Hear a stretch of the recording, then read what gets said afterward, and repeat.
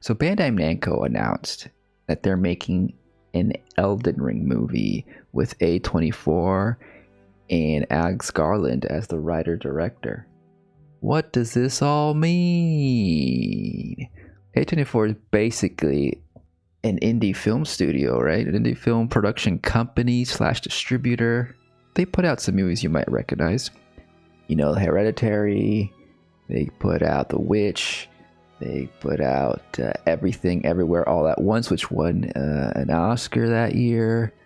You know, they've developed a bit of a following over the years. They're known for their originality and artistic style, generally shunning the style of films produced or released by the major film studios. The thing is, with this Elden Ring announcement, it appears that A24 is moving further into producing movies with a broader appeal. You know, see, A24 is going into a new era here. Really, since the release of Civil War, they're trying to expand from art house fare to more commercial stuff. A24 is looking to expand into action and big IP. You know, that's a bit concerning, right? Because, you know, it tends to lose a little bit of its edge when you get that big, right? You tend to lose a little bit of the artistry. I mean, they're saying that it's not leaning away, but rather doing more. That's executive speak for, everything's going to be fine. You'll still have your indie darlings, but we're also going to make some big moves in Hollywood too. But it does seem like they're scaling back on their lower budget stuff, particularly with documentaries. They recently laid off 5 employees, according to IndieWire here, from their documentary division. I don't know, we'll see how it goes. But at this point, A24 has become such a big brand that even Disney is taking note and is trying to replicate that aesthetic to lure in maybe more of a discerning movie viewer. You know, one of their trailers for their latest superhero movie evokes that A24 aesthetic, even calling out all these creators who have worked on all these movies from A24. Hereditary, The Green Knight, Everything Everywhere All at Once. You know, we got Florence Pugh in here. By the way, Disney Plus is still a priority target of the BDS movement. So join the rebellion and don't pay for Disney. Circumvent the market if you have to. So this is a big deal, right? Because not only is Elden Ring getting the Hollywood treatment, they're getting it from a studio that is well regarded among cinephiles, with the director at the helm that's pretty well liked, right? Ex Machina is probably the best known work.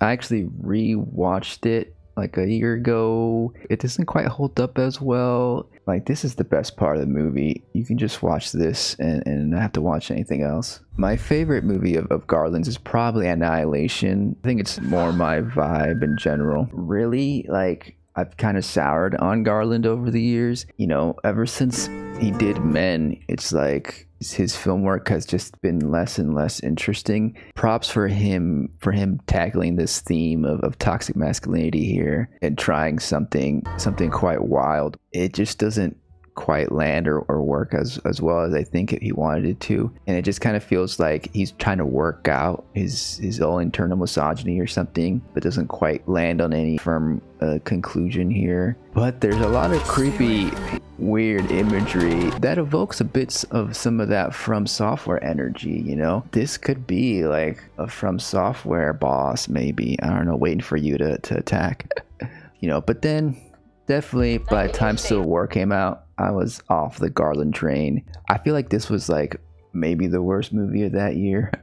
Like, just the characters just felt really wooden, cardboard cutouts, still like to the point that they felt inhuman. And maybe that was kind of the point of focusing on these journalists who have very little emotion in these circumstances in order to do their job or whatever. But I feel like he didn't explore it as much as he could have, and it just felt like a shallow depiction of US politics. But this was the moment where A24 was like, we're gonna make it big, we're gonna do some big action blockbuster movies. It was just exhausting to watch this movie. I did not like it one bit. And then Warfare came out this year. He co-directed this with Ray Mendoza, who's like a Navy veteran. I have no interest in this movie. From the reviews that I've read, the movie was just too focused on these American soldiers during the first Iraq War. It comes off as a little bit kind of like imperialist propaganda a bit.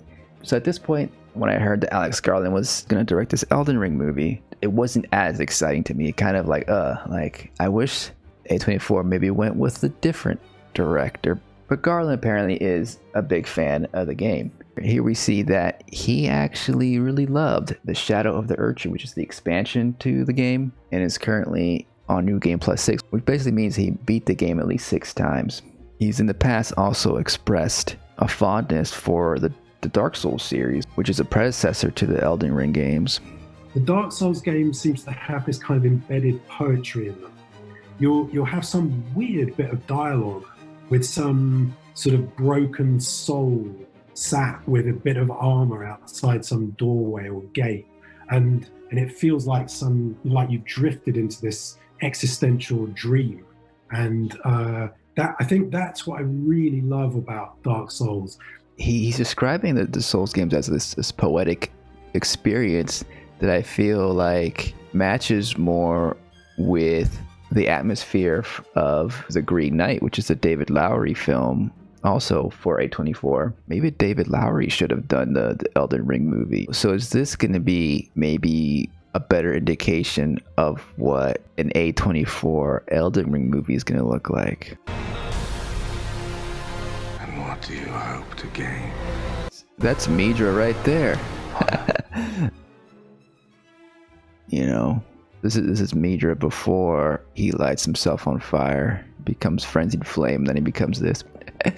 Okay, anyways, so let's say Garland and A24 are gonna make a pretty good Elden Ring movie. I mean, they're not gonna please everybody, but how should they do this, you know? Because they could go different ways about it. A straightforward adaptation would just retell what we play in the game. The story of a Tarnished going through and defeating bosses to become Elden Lord. I mean, that could feel a bit redundant because we already experienced that in the game, but I could see how that could work if they do it similar to how they did The Green Knight. Keep the dialogue to a minimum, make it just very moody and dreamlike. But I don't think that's what they're gonna do. Better route maybe just telling the story leading up to the shattering, leading up to the moment we actually start playing in the game, right? Go more the Game of Thrones route, follow different houses, different factions battling for supremacy, perhaps right after the moment that Marika shatters the Elden Ring.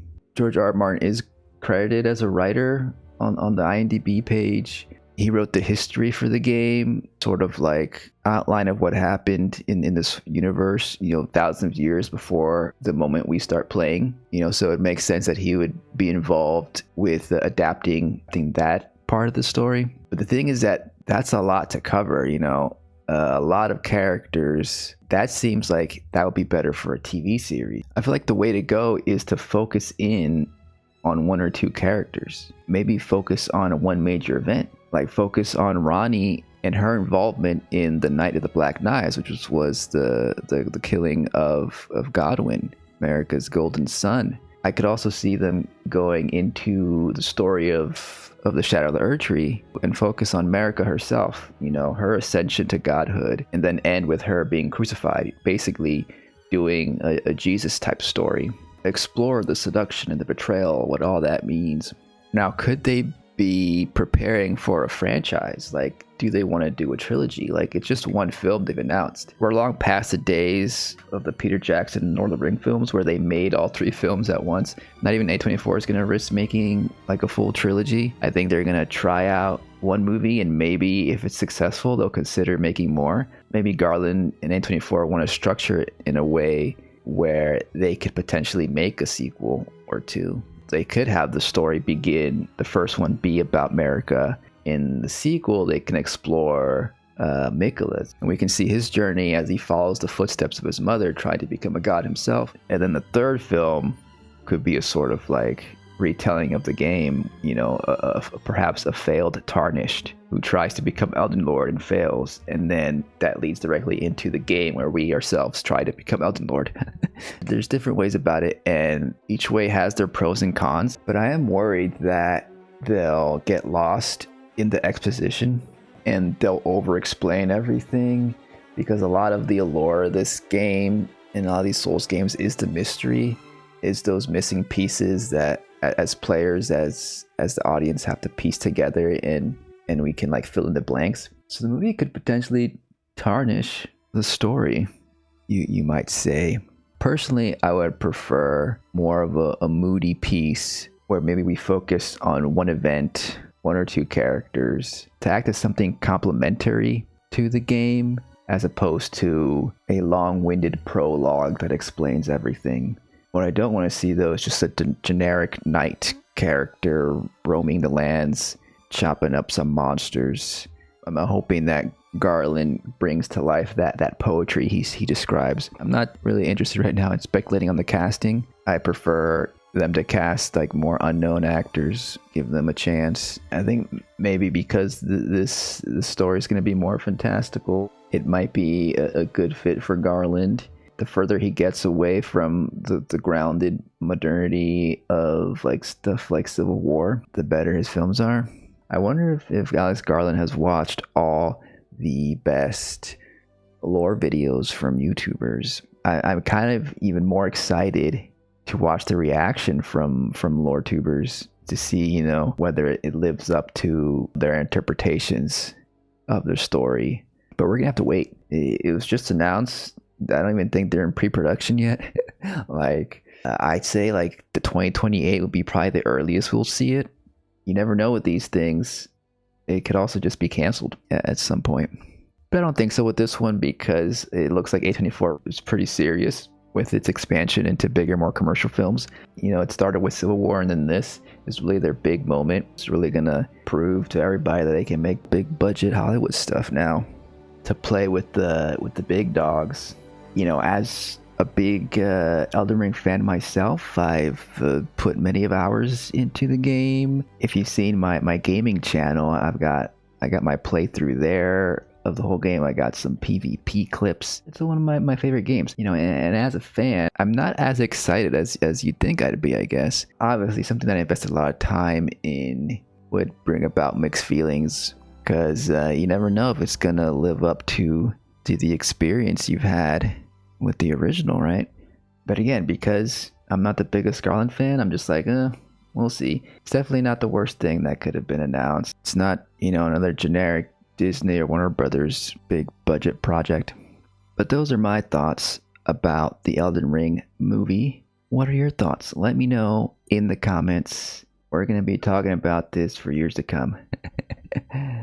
All right, I'll see you in the next video. Under the moonlight. Bye bye.